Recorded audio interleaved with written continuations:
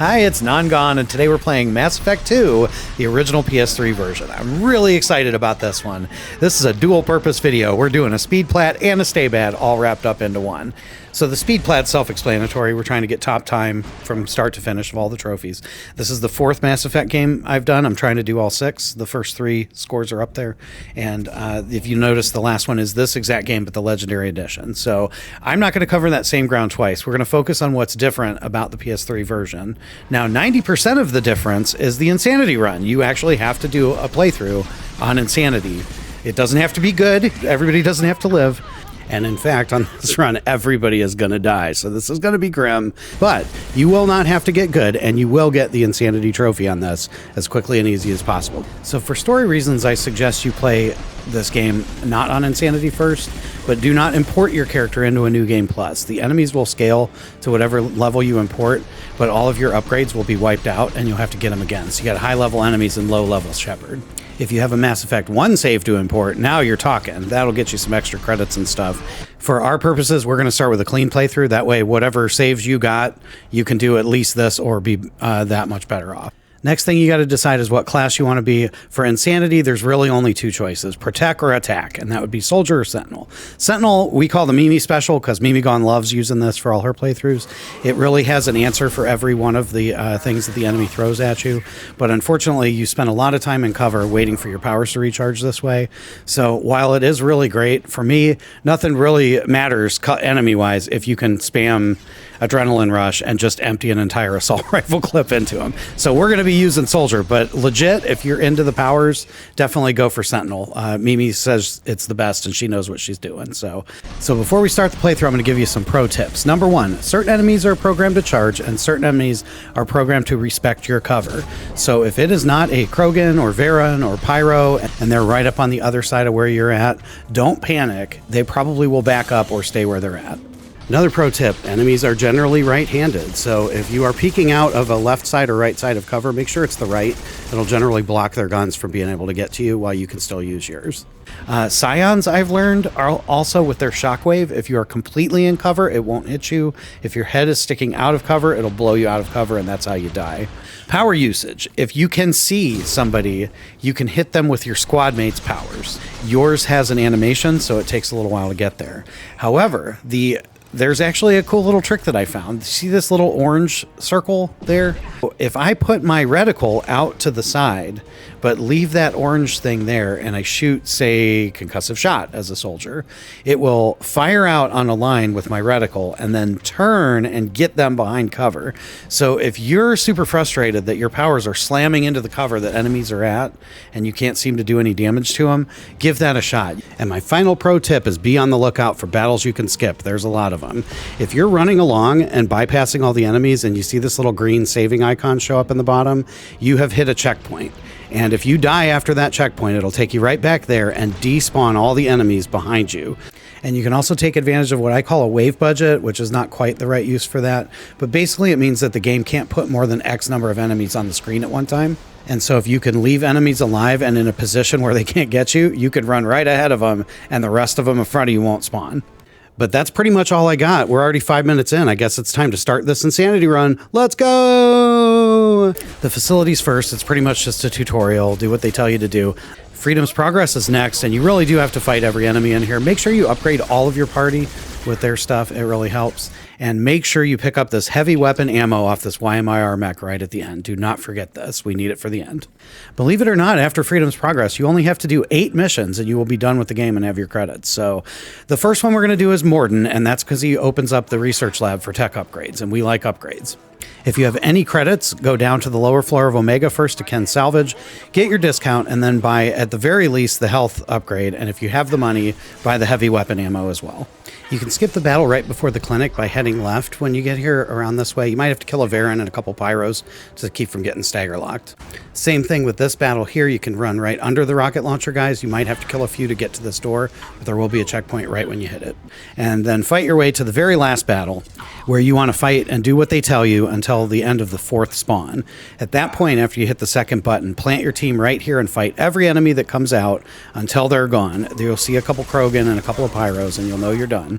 And then leave your team behind and run right across and under these 6 rocket guys. Again, the game has a max limit. It can't spawn anymore, and those guys can't get you, so kill this one Vorcha and finish Borden's mission. Yay, 1 down, 7 to go. From this point forward, research and develop any special upgrades that you can that are available on the menu. If you don't have the resources for it, go scan planets until you do. And just keep doing that before every mission. I know it takes a little bit, but it pays off in easier battles. Next up's going to be Grunt's mission on Corliss, so head over there. Fight the first 3 blue suns. You can skip everything until you get to this one that the Krogan's fighting. Shoot that so he'll open the door for you. You can run past these guys, and then you'll have to fight these guys, but then you can fight a couple of these and then run past the rest of them all the way up till the boss battle. We can take advantage of a little exploit in the boss battle if you want. If you open the door but don't go into the room, you can plant your team outside. The Krogans will spawn. I think there's 3 or 4 of them. They'll come through the door but be stuck on this platform, and you can just pick them off from the stairs. Once the Krogans quit spawning, you can go in and shoot the YMIR mech, and then, of course, Shador, who just has rockets, and you're done with that guy. Jack is going to be next, and her mission is almost exactly the opposite of Grunt's in that you have to fight every single enemy, just use cover in advance. When you get to the end, you don't have to fight them all. You only have to kill the Warden. You'll have to kill these 3 pylons here to disable the shield, and then just fire away and ignore all the other enemies. Make sure your team's got good cover, and you're done with that. Okay, now we got to do Garrus, and we do have to stop to make a check here. If you have not bought your 2nd heavy weapon ammo from Ken Salvage, go do it right now and equip it and research it. It will unlock the M622 Avalanche. You want to research that and equip it as well. When you come in, before you start the battle, make sure you sabotage this YMIR mech and make sure you take the Renegade prompt on this Batarian right here. It'll make future battles easier. You'll come in, you'll fight your way up to Garrus. You'll have a defend the room area. Standing right down here where they come in is a great way to go. And then you'll have to do the infamous close the doors puzzle battle. And that segment's hard. The first one's pretty easy, but the second one has an infinite spawn of Vorcha and Krogan. And that's why we brought the Avalanche. If you fire indiscriminately and freeze them all, they'll freeze for like 30 seconds. That'll give you enough time to run to the door, freeze anybody that comes out, and run back before any of them unfreeze, and you don't even have to kill anyone. So nice, done. The third door is much easier than the second, and then you'll come back up. You'll have to be a little bit quick on this spawn because the Krogan will run for Garrus, so you want to kill him before they kill him. And then you'll defend this room in what's pretty much a pretty easy room battle. Just make sure your team's in good cover. And just like that, we are halfway done with the Insanity. Only 4 missions to go, right? As an added note, the enemies in Garrus's mission will be the last shielded enemies you have to fight on Insanity if you follow this guide. So you don't have to worry about Disruptor ammo anymore. Just use Inferno or Incendiary, and you don't have to worry about Overload. Just take Miranda and Morden from here on out to the end of the game. It's all going to be collectors. So you're going to be forced to play Horizon if you did all 4 of the recruitment missions, like I said. So hop on down there, and Horizon is just straight cover and shoot all the way down. You will get to the end boss here with a bunch of husks, which you want to run backwards in circles and then handle the scions at the end. You'll get 3 waves. One comes from here, one comes from behind you, and then one comes from over here. And then you'll fight a Praetorian, which is remarkably easy. Just find some tall cover to avoid the laser and just walk in circles and let them come to the right, and then you dip back, use your powers and Adrenaline Rush, and you'll be out of there in no time. Now we're going to wait for the game to let us do the collector ship, and there is a 5 mission countdown, but it doesn't tell you that they have to be good missions, so we're going to do the easy ones.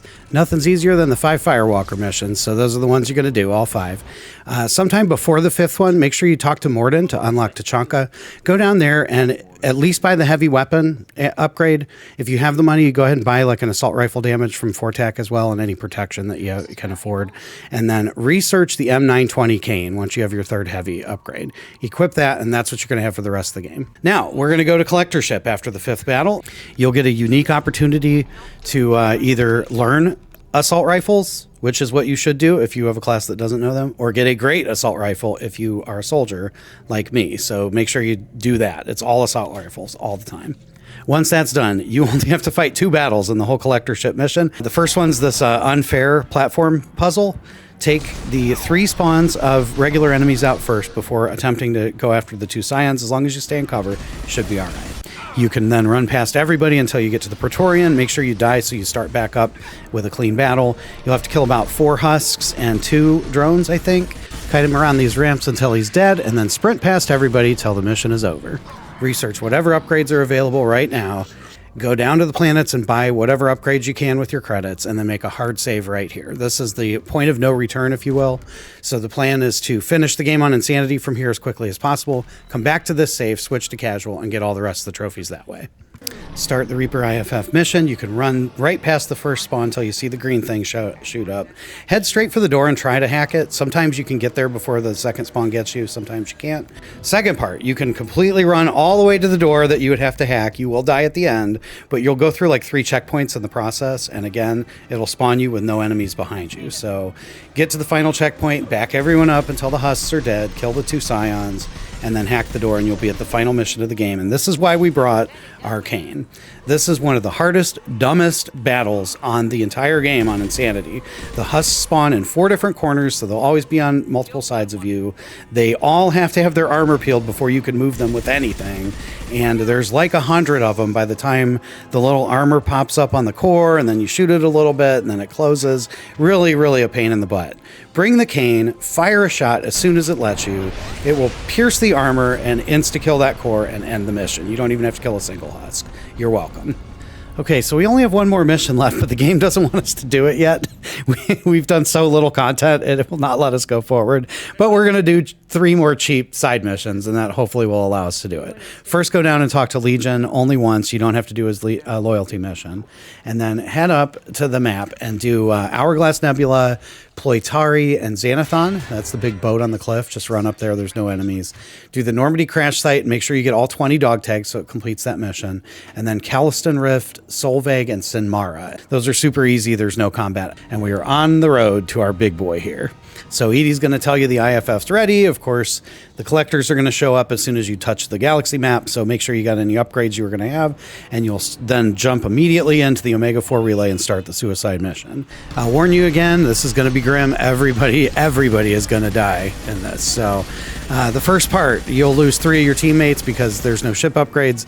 The Oculus isn't too bad. Just use the Praetorian strategy for the second part. Pick Legion for the vents and Zaid for the cover team, and then head on in. You don't have to kill all the enemies going through here. There's checkpoints at 1, 4, 6, and 8 of these little green guys, and once you touch 8, it will automatically despawn everybody. Legion will die, Zaid will miraculously live, and you'll have to make more decisions. So I chose Jacob for the biotic specialist, Zaid again for the cover team, and no escort. You'll be in this little bubble and B section, and the first couple battles are fine, and you'll come to this very unfair battle with a bunch of husks and abominations and 1 scion knocking you out of cover. Just take your cane when it first starts, put a shot right here on the wall. Trust me, you'll have so much easier time killing these abominations without that scion there. I was going to save my cane for the final boss, but after doing a bunch of practice runs, I wasted more time on this battle than I did in the end. And then I found out that consistently the game gives me my ammo back anyway right after this fight. So there you go. This is the easy version of this very difficult battle. Aside from losing some more teammates, you'll be down to the 3rd and final stage. Take Miranda and whoever's left and head in to the Reaper. And you want to put your people right up here. You'll do a little platform battle and shoot these syringes. If you have enough ammo in your clip, you can get 2 of them with 1 shot. And then you'll be on to the second part. As soon as the second part starts, go ahead and fire your cane. It should take about a quarter of his health off. So that'll get you a head start. And then mostly you can stay up in the cover here. You might get kicked out, but just do the best you can to get something between you and him. Eventually you will die. You can breathe a sigh of relief. You have beaten Mass Effect 2 on Insanity and managed to do it without getting good. So congratulations. That concludes the stay bad portion of this video. So now let's move to the speed plat portion, my favorite portion, where we're going to unpack all of these trophies and see how fast we can get them. So let's talk about the game completion trophies first. There are 5 of them. If you follow the guide to the T, you should have 3, which is Mission Accomplished, Insanity, and Long Service Medal. The plan is to go back to the hard save I had you make before Reaper IFF, do everybody's loyalty missions and all the DLC, and then come back and get no one left behind for nobody dying, and then against all odds for you not dying. So that's the plan. If you did not get Long Service Medal because it was really your first run on Insanity, first of all, congratulations. Doing this on Insanity from a cold start is quite an accomplishment, so good job. But you can't import this since you died, but you can start a new game play it on casual, just play it up until that point with the save, and then it'll count as your second playthrough when you're done, I believe. And from this point forward, I'm not going to cover anything that's already done in the Legendary Edition. I put a link in the description. I just did a video on this. It's my most recent Speed Platinum. The first thing we're going to do is go up to the cabin on floor 1 of the Normandy, head over to this armor locker and customize either pattern or color. You'll get Fashionista. Go to your private terminal up here and watch these 3 videos to get highly trained. While we're doing everybody's loyalty missions and everything, working our way through, we're going to work on Powers Trophies, which there were 6 in the other version, and there are 8 in this one. The first 6 are the same. The additional ones are Brawler, which is for punching someone and then shooting them while they're wiggling around. And the game will tell you when it counts. It's kind of hard to get the timing down, but it's pretty self-explanatory. The other one is for getting kills with 5 different heavy weapons right here, and you should already have 3. Picking up 2 more should not be a problem. Just take new stuff with you and get it.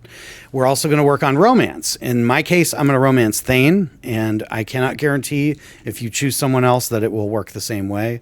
But for me, all we had to do is recruit him, get his loyalty, and then at the end of every mission, go down to life support and talk to him and say, I want to talk about you. After 5 or 6 of those, you will cement your romance. You will get a chance to back out of your romance because you can't break up with someone if you're not dating them. So if you get this that says, I can't love a dying man, then you don't have to keep coming down here. You're good. When you go to do Omega 4, you'll get this little scene upstairs in your quarters, and that will be your paramour. So stay alive with me tonight. Whoa. Other than that, there's one for reaching level 30, so you do have to max your character out. You should be able to do that if you do all the missions. If not, just start a new playthrough and import it, and you'll get it real quick. And that's it for the main game. So the DLC is a little different. There are 4 additional trophies from the Legendary Edition, and 3 of them are highly missable. So pay attention to this part. In Project Overlord, you do the same thing you always do, but when you get out here in the Hammerhead, there are 6 packets scattered around, and there's no checkpoint on this thing, so if you die, you'll lose them. So keep that in mind. There is a trick to like save some of them, and so what I suggest you do is when you come out, turn and hook around to the right, shoot these 2 turrets and pick up the first one. Head back to the left of where you were towards Vulcan Station, drop under the bridge. There's a second one guarded by some YMIR mechs, and then head up to Vulcan Station, and to the left there'll be an unprotected 3rd data packet. Go into Vulcan Station, and that will effectively checkpoint you and save your 3. When you come back out, head to the shore on the left here, shoot these 2 turrets, and that'll be a 4th one. Continue down the shoreline. There'll be another one here with 2 turrets, and that's a 5th one.